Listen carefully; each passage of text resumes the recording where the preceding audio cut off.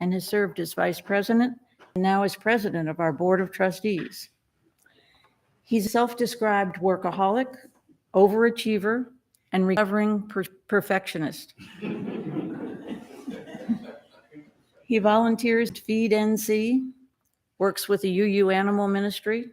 He founded the UU Animal Ministry, for heaven's sakes. He regularly attends Movie Tuesdays, takes yoga and meditation classes, and in his spare time, enjoys life. Jim will talk to us today about the philosopher's admonition to know thyself. It's been around for a few thousand years, but how exactly does one go about following that advice? Stay tuned. Good morning. Our opening words today are from Thich Nhat Hanh. Waking up this morning, I smile. 24 brand new hours are before me. I vow to live fully each moment and to look at all beings with the eyes of compassion.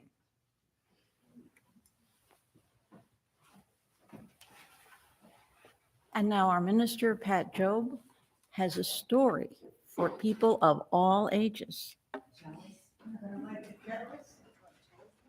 That'll be next.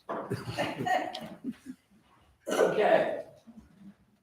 You wild things on the back pew, come on.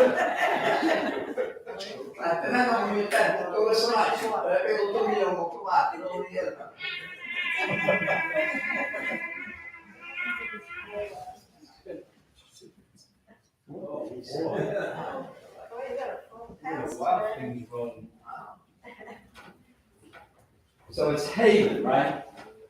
Okay. Kindest girl in the world. Nicest girl in the world, right? Kindest girl in the world. Okay, now Haven, this story is about you. Okay? Okay? You mind hearing a story about her? You do mind? Said, no, I don't. All right, this is Haven. You met Haven on the back pew back there. I saw you hanging out. Haven won an award for being the kindest girl in the world. The story is about awards. Once you win an award, this is an award. This is an award that I won in 2010 when the Greenville congregation ordained me. They put this on me as a symbol that I had stuff to live up to. So now you got stuff to live up to. You have won an award for being kind. My question for you is, can you keep it up? Can you stay kind? Do you have any interest in being kind? Does that sound like a good idea? You thought about it. What about you, Miss Ellery? Are you interested in being kind? Does that sound like a good idea? I do every day. Every day. What you're talking about is y'all better classes.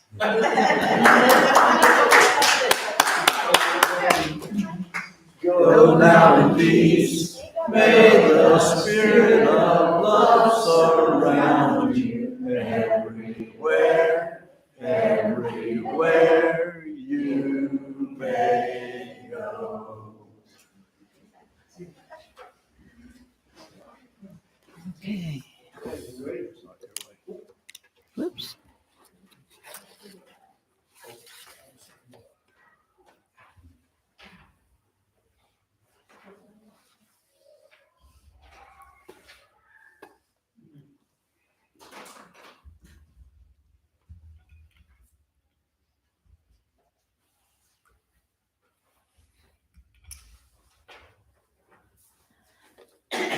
Please join me in saying the chalice lighting words that are in your order of service.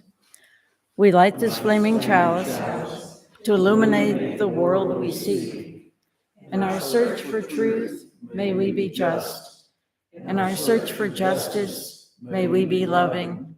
And in loving, may we find peace.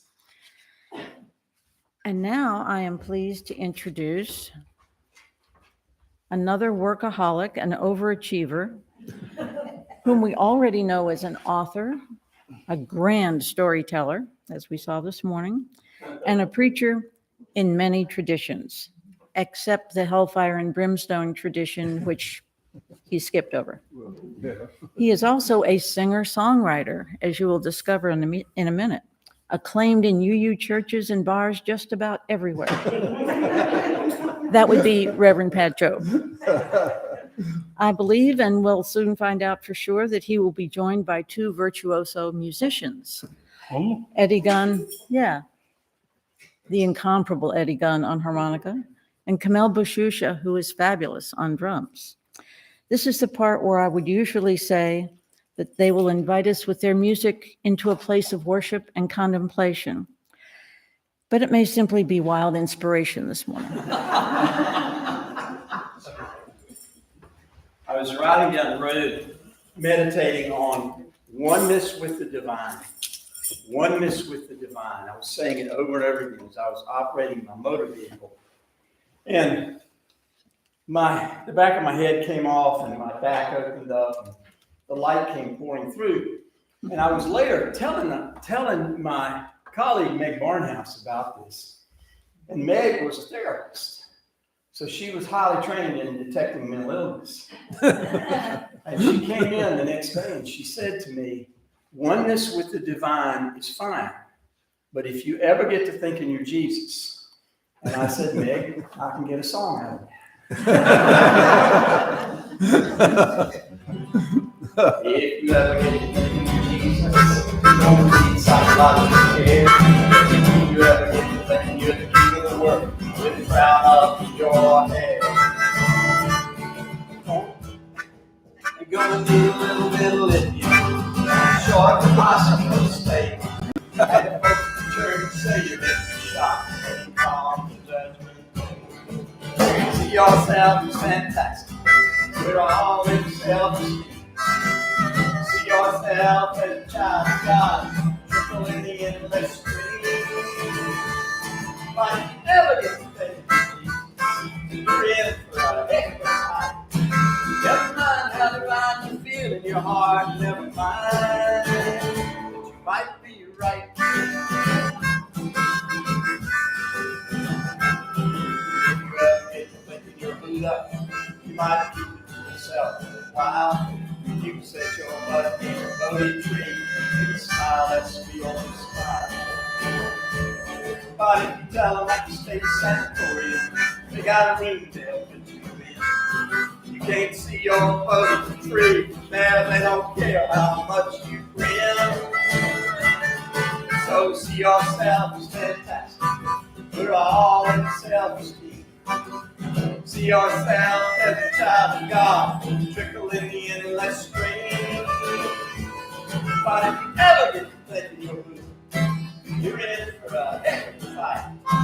Never mind how divine you feel in your heart, never mind that you might be right.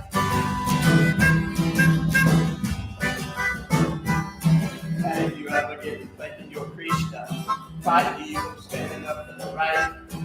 Kiss the pretty cowgirls, got your picture on the temple, partying all through the night.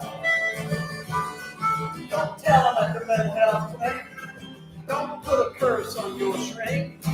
Let them live with their delusions. Let them think what they will think. See yourself as fantastic. We're all in self-esteem. See yourself as a child of God, trickle in the endless stream. But if you ever get to thinking you're Krishna, you're in for a heck of a fight. Never mind how divine you feel in your heart, never mind. You might be right.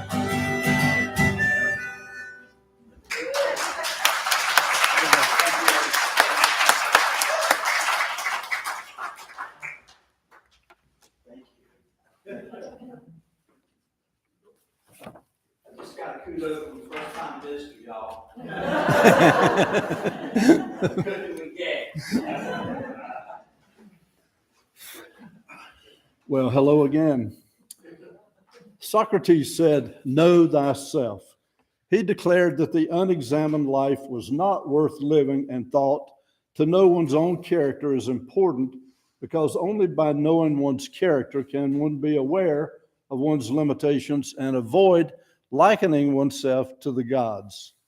He also said, if you do not know who you are, you will have no idea where you want to go. Knowing yourself is like a compass that will direct your path in life, and to know thyself is the beginning of wisdom. One night in Chalice Circle, I made the offhand comment that all we have to do is get rid of the buttons. The reason it was an offhand comment is that it's easier said than done. Most people who have buttons assume they were born with them and that they will die with them, and many don't even know what triggers them. If I said, boy, she can really push my buttons, or she's always pushing my buttons, who does that imply is the responsible party? Well, it's all her fault, obviously. But what if I didn't have the buttons? And what is my role in this? Behaviors, tone of voice, subtle or explicit things, even smells or sounds can push your buttons and cause you to explode or shut down, a version of fight or flight. When our buttons are pushed and we react, we often push the other person's buttons. It can get ugly. The fact that we're so sensitive to these button pushers and consistently so is a good clue that the source is not about right here, right now, but about back then, old emotional wounds from the past. Many of you read my memoir. I had buttons from Vietnam for 20 years. Many have them for a lifetime. We're often operating on autopilot. Our subconscious influences us, sometimes for good, sometimes for bad. Our subconscious influences what we say to ourselves, and what we say to ourselves influences our behaviors and how people treat us. Behaviors or events are correlated to past wounds that create an automatic reaction. If the trigger is something buried in your subconscious, you have not dealt with it, often because you don't even know what you're dealing with. We all experience various degrees of emotional hurt and trauma growing up. Unfortunately, we form part of our identities around whatever we experience, be it love, distance, drama, physical or verbal abuse. The more shame we carry around with us, the worse our behavior is. People who grow up in homes with alcoholic parents often feel shame and a sense of not being good enough. We lack the knowledge and skills to communicate our feelings. Our culture does very little to teach us how to relate to our own feelings and how to communicate those feelings to others in a safe and healthy way.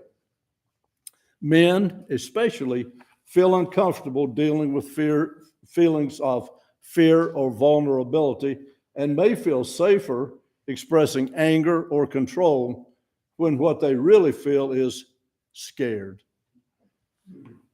We have to take responsibility for resolving our own emotional hurts from the past. Why are we so sensitive to whatever the other person is saying or doing? If we change our reaction, it will not matter so much what the other person says or does. The most dangerous point of view is to assume that this is who you are and you'll have to live with it for the rest of your life. Not so. It is not about the other guy doing all the heavy lifting. You have to step up and actively work to heal the old wounds on your own. If the origin involves one of your parents, some behavior, maybe even trauma or something they taught you that damaged you, you can write them a letter that you will never mail. But tell them tell them that they hurt you and how. I spent a couple of years working with adult children of alcoholics and another couple of years working with Al-Anon. I wrote a letter to my dad and thanked him for all he taught me. I told him I loved him, but that he hurt and scared me when he was drinking and didn't come home, but that I had forgiven him. He had his own demons, as so many of us do. The important thing is to get it off your chest about how you felt, what bothered you the most. And lastly, and this may be the hardest part, you have to let it go. Therapy and meditation are two of the best tools for finding the root cause of buttons.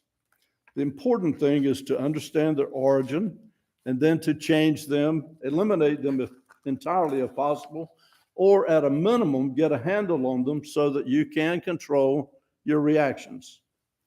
Learning the origin and that you are part of the problem is a good first step toward recovery. The lack of awareness is why you are on autopilot. So there are three steps. Identify the root cause of the button, resolve it, and learn how to live with it, or ideally, let it go. Buttons are not a life sentence. If you're in a tug of war with life and you put down your end of the rope, it's a huge relief. We have to quit fighting. I want to give a tip of the hat to Laurie Walker, who asked us in meditation class one day, when you get annoyed with yourself, do you call yourself a name? Pay attention to see. Most times you aren't aware that you do it, or if you recognize that you do it, you think it's a one-off and don't think much about it. For instance, you're already late. Let's say you're late to church. You're going to be 10 minutes late if you leave right now, but then you can't find your car keys. What do you call yourself for misplacing your car keys? Hopefully it doesn't happen often, and you do need more than one observation, so it's not the exception to the rule. So this process can take a long time, provided it's not happening a lot. Well, I did it. And over time, I realized that every time I was annoyed with myself, I would call myself stupid. Someone in our class had said that his dad often called him stupid, and I was afraid, well, maybe I was mirroring him, so I kept observing to see, but it was clear over many observations, I always called myself stupid, and that really bothered me. I couldn't understand why I could do that. I thought, well, that's a little bit extreme. I don't think I'm stupid, and I don't think other people think I'm stupid. Don't say a word, Alan.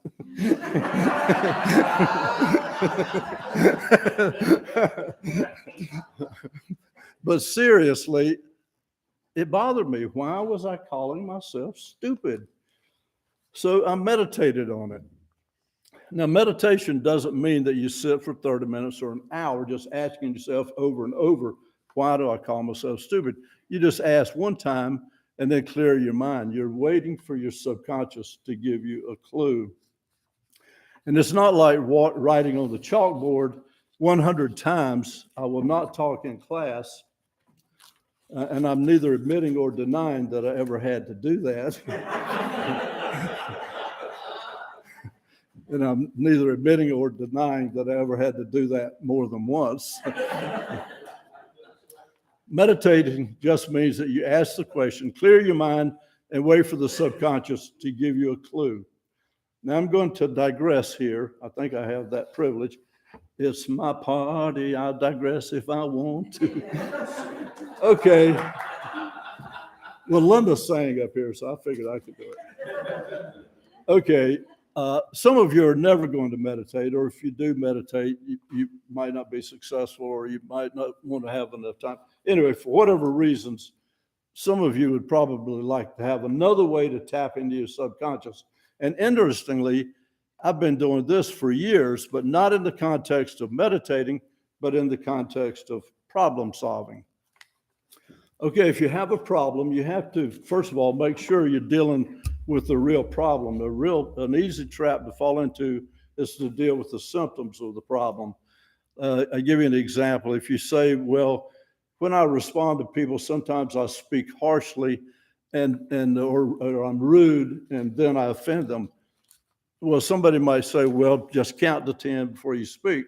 Well, that might help, but that's not the real problem. The real problem is some kind of anger or frustration or something happening. So the point is that you've got to make sure that you know exactly what the problem is. Okay, this is not a time for a treatise or paragraph or even a long sentence. You want to reduce it to as short a sentence as possible, maybe even a phrase. But whenever you have clearly identified what the problem is, and my problem was, why do I call myself stupid? You write it on an index card, let's say, put it by the lamp, by your bed. Before you go to bed, read the question. Don't try to answer it. If you could answer it with your conscious mind, you would have already done so. You're trying to tap your subconscious to get an answer. So you read the question. Don't even think about it after that. Go to bed. When you arise in the morning, I recommend reading it again. Your subconscious is at work during waking hours just as it is during sleeping hours. It's always working. What will happen is, sooner or later, your subconscious will give you a clue and you'll have a solution. You'll think of your answer. And that's the same way it works with meditation. Well, it's a little embarrassing, but true, that I realized after a time exactly why I call myself stupid. My dad did not call me stupid. I don't ever one time remember him calling me stupid. But what he would say to me when he was teaching me something, let's say, he was an impatient man. That might have had something to do with the drinking. But anyway, he was impatient, and he would say, don't be stupid. And after it came to me, I could hear it just so clearly, and he said it to me a lot. Don't be stupid. Well, you know, I loved my dad. I wanted to please him. I was a little bit afraid of him, honestly. But I realized that must have stuck with me, the stupid. Now, in the introduction, Sandy told you that I often refer to myself as a recovering perfectionist. So let's think about this from a child's perspective. Children are not little adults. Children are children. So from a child's perspective, if I did it wrong, I would be stupid. I'd incur the wrath of my dad. I wouldn't please him. I'd be stupid. But I could do it right. I could do it right every time. In other words, what I needed to be was what? I gave you a hint. Perfect. Yeah. It was either going to be stupid or it was going to be perfect. Whew. Both of them are pretty tough, aren't they? Well, meditation had done something pretty wonderful for me. Two things. I learned why I call myself stupid, and also, I think, learned why I'm a recovering perfectionist today. I mean, I can't prove that, but I'm pretty sure. So that's a twofer. That's pretty good. But what was I going to do with that information? Was I just going to do that from now on? Well, no. After that revelation, when I would catch myself calling myself stupid, and I would, remember we talked about autopilot? I mean, this was baked in the cake. If I was annoyed or frustrated with myself, I would call myself stupid. So, but after the awareness, if I call myself calling myself stupid, I didn't say, don't call yourself stupid, stupid. So you have to be nice to yourself. I encourage everybody to be nice to yourself. So if I call myself calling myself stupid, I would just say very calmly, I am not stupid. And then I would add a little levity and to change the whole dimension, I would say, oh, honey. I can't say, oh, honey, without thinking of Laurie Walker. She preached a wonderful sermon one day called, oh, honey. So it was a whole new ball game. I think that happened to me twice. I called myself stupid, autopilot. I told myself I'm not stupid. Oh, honey. And now, if I get frustrated over something, I just say, well, I'm frustrated over something. Or if I made a mistake, I'll just say, well, I made a mistake. And it's a far healthier, much healthier atmosphere and environment. So that's gone. That's gone. So we'll recap. If you have buttons, get at the origin, eliminate them, learn to live with them. Pay attention to what you say to yourself when you're exasperated or annoyed with yourself. If it's not nice, figure out why and set about changing it. Meditation is an excellent tool for reaching the subconscious. It's like peeling back the layers of an onion. You learn about yourself and how to relate to others. Therapy does the same thing, maybe a little bit better, but it costs a heck of a lot more too. I know many of you have seen the Peanuts cartoon where Lucy has a little stand. It looks like a lemonade stand, but she has a sign up that says psychiatry, 5 cents. Okay, so one of my favorite cartoons is Linus went up to Lucy and he told her what his problem was and asked her to tell him what to do. Well, the cartoonist depicts Lucy yelling back at him, "I can't solve your problem for you. You have to work out your own stuff. Everybody does. What's wrong with you?" 5 cents, please.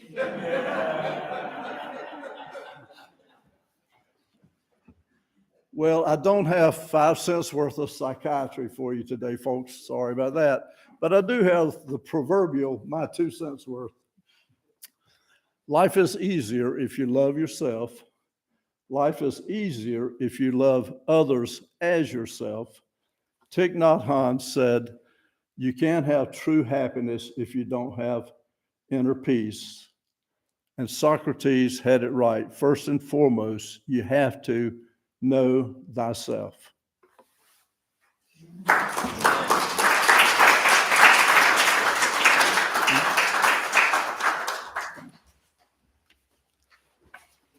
Jim, that was fabulous. Thank you so much. This fellowship is important to us all. The contributions we make today allow us to sustain and grow our congregation and to reach out to our community, both nearby and in the larger world. Your giving affirms our commitment to each other and to the community.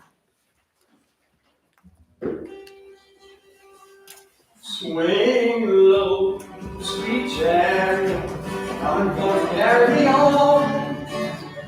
Swing low, sweet chariot, coming for carry me home. Well, I looked over Jordan and what did I see? Coming for carry me home. Was a band of angels coming after me, coming for to carry me home. Swing low, sweet chariot, coming for to carry me home. Swing low, sweet chariot, coming for to carry me home.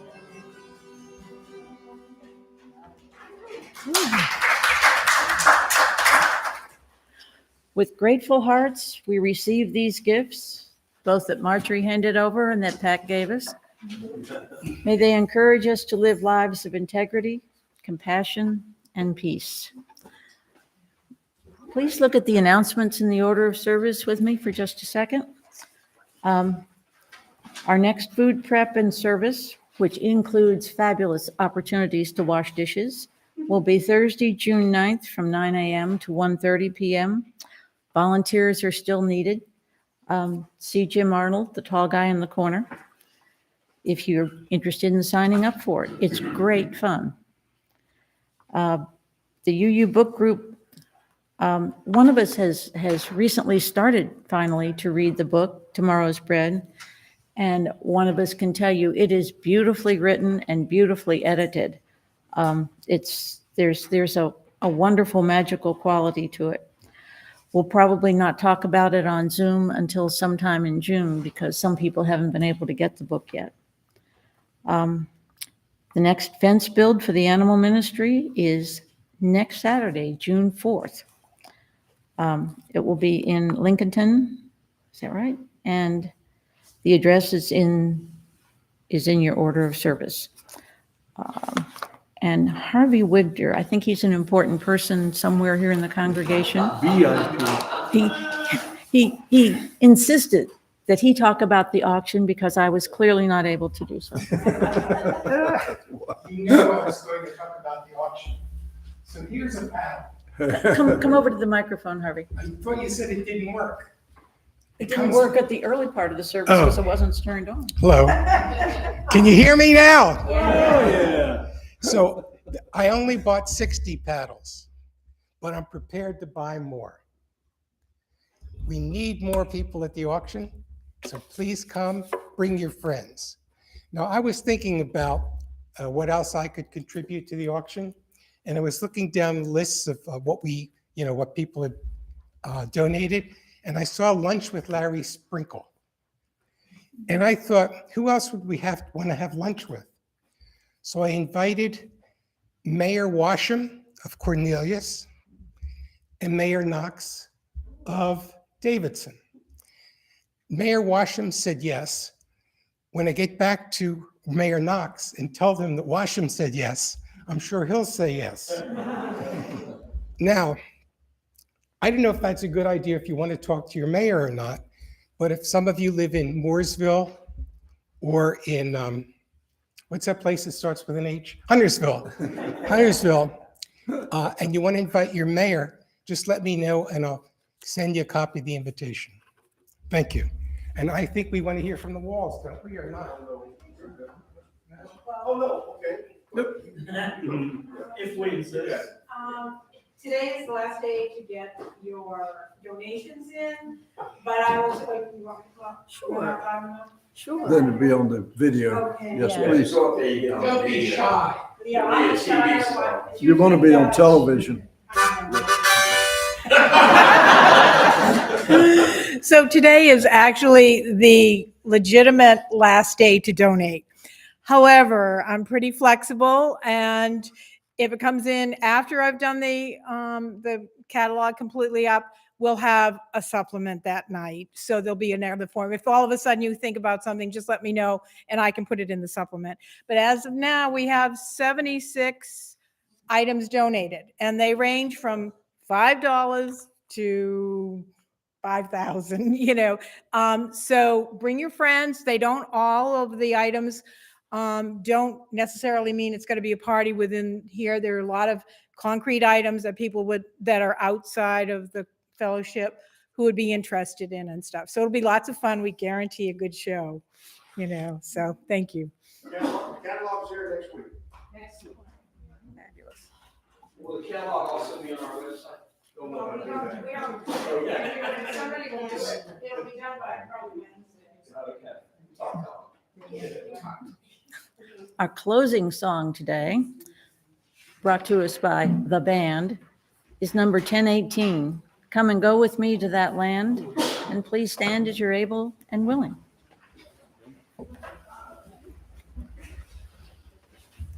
Hearing that Harvey had invited the mayors to have lunch as part of the auction reminded me of a great story. Mayor John Bell of Charlotte tried to convert Harry Golden from Judaism to Christianity. And Harry said, "John, you don't want me in your country club. Why would you want to spend eternity with me?" Come go with me to that land. Come go with me to that land. Come go with me to that land. Where I'm bound, where I'm bound. Come go with me to that land. Come go with me to that land.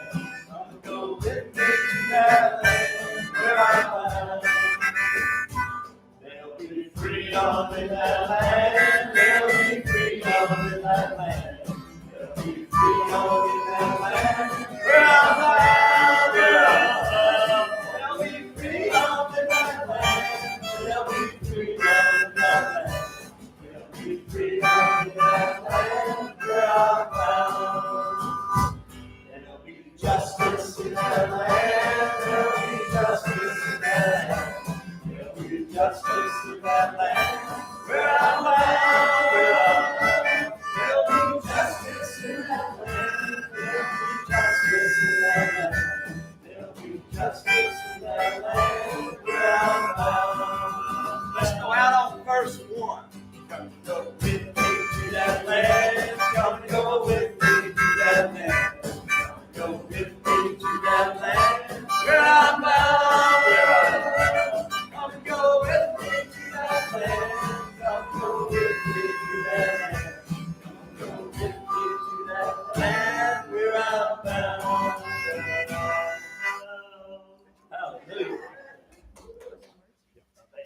It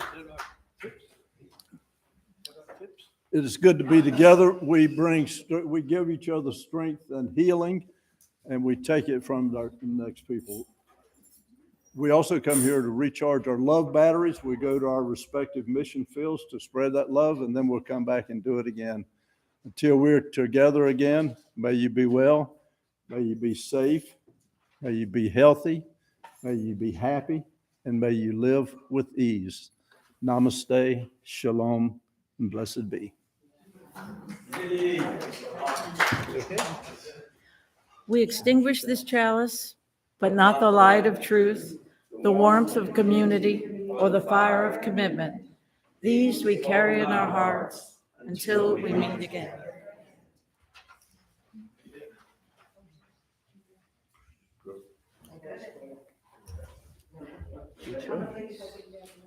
Good job.